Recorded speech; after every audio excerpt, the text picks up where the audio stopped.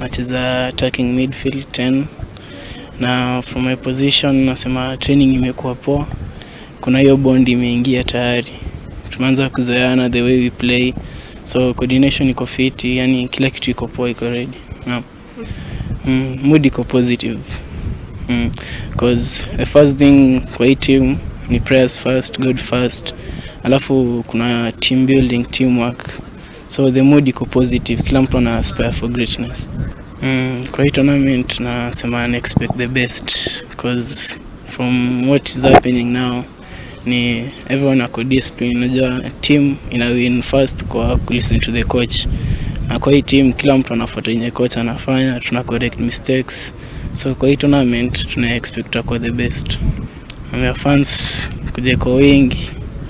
Tunaona vile team iko na tuko na high expectation, tunaenda kuwin. Sawa, kuja kwa wingi hata let down.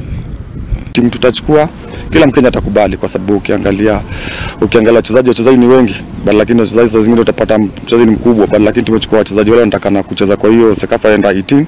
So nafikiri tumechukua the best. Sasa hizi kuna injury, ukiangalia vijana wote wako fit na vijana wote wako ready kucheza hiyo game. That's why ndo tumechukua hawa. So nafikiri vijana wako ready na pia sisi tuko ready, so na tuko home.